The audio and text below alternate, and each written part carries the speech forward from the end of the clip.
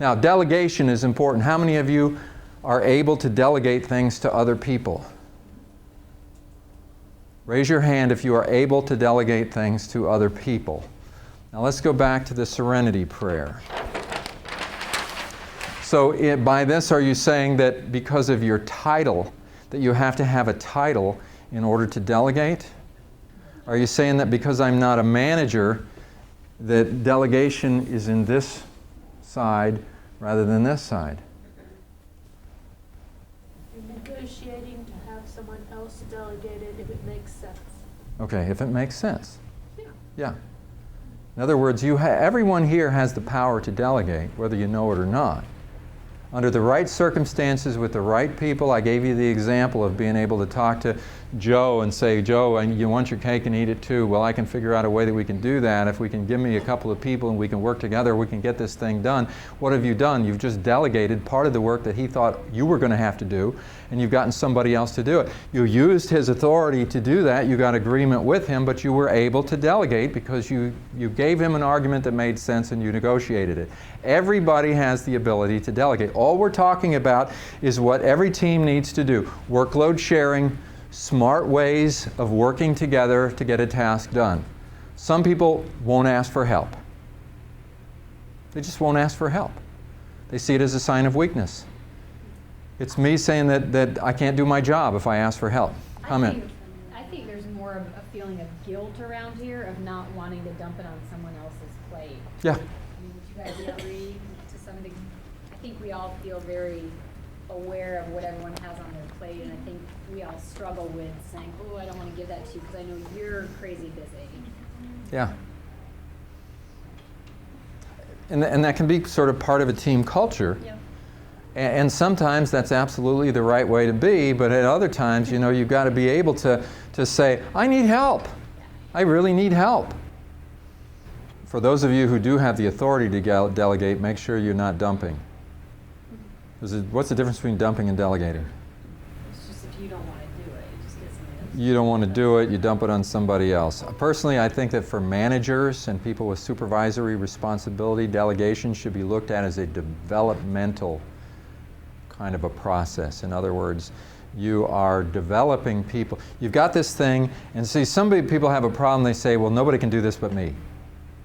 And you've got to train other people. And say, well, it's just easier to do it myself. I try to train this person and they just can't seem to learn, so it's easier to do it myself. Well, you got to stop trying to take the easy way out. Of course, it's harder to train somebody to do it in the right way, but in the long term, you're transferring a skill to them that's good for them, and in the long run, it's good for you. In the short term, you might have to put a lot more effort into it, but it's worth it. We're developing people. In the Human Resources Department, that's what it's all about, right?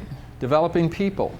So every manager should be a people developer. If all you're doing is just trying to unload the stuff that you don't like, then that's really not the way to do it. So I just thought I would throw that in.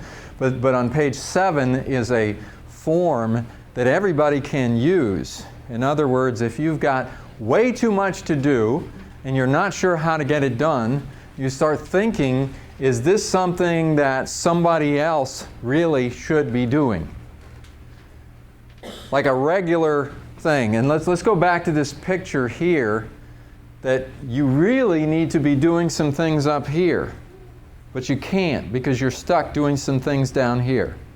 And maybe this has been going on for a long time.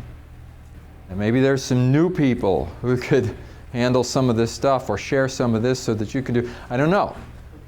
But this is one of the reasons why it's important to have a good relationship with whoever it is that you report to so that you can have discussions about it. But you start by really trying to logically, not just from your point of view, but from your manager's point of view, start thinking about, really, is the best person doing this work? Is there another way that we could do it? And try to think it through.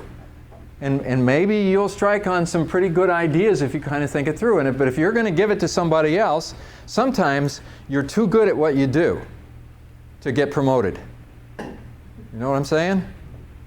You're just too good at it to get promoted. You have failed to cross-train other people, and nobody knows how to do it as well as you. So if you were even considered for a promotion, nobody would want to do it, because who would do what you're doing right now?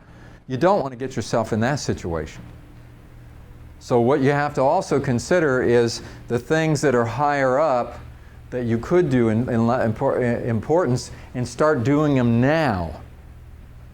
Now this is counterintuitive too. See, the reason the snare of the trivial happens is I talk to people and I say, if you can do this stuff up here, why don't you do it? I don't have time. I say, you don't have time? What do you mean? Because I've got to get all this stuff done.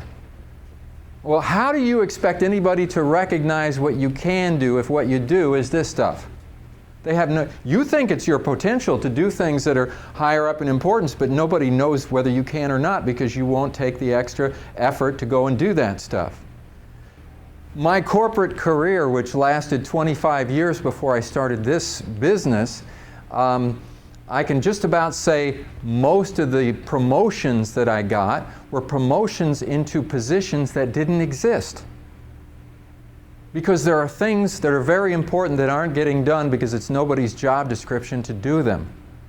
And there are people that look at that and they say, nobody's doing it, it needs to be done, I'm going to figure out how to do it and I'm going to do it. Not that I have a lot of time on my hands, but it's so important to get done, I'm going to get it done. And when I would do that, it got recognized that, wow, nobody's ever done this before, what you're doing is really important, and they created a position. And if you don't have people who are able to do what you've been doing, this just ain't going to happen. You're never going to prove yourself, and you're never going to accomplish anything. You're going to be stuck, and you're going to be unhappy, and you're going to blame other people, but the fact is you blame yourself. So this is just sort of career counseling here. Operate, even if you think you don't have the time, as much as you can. Take on projects that will show what you can do, and start operating above the level that people have been seeing you operate in for so long, so that you can show what you can do. And then start thinking about, if you did more of that, who could you get to do some of this other stuff that you've been doing? How could you cross-train? Who could you talk to about it? And so forth.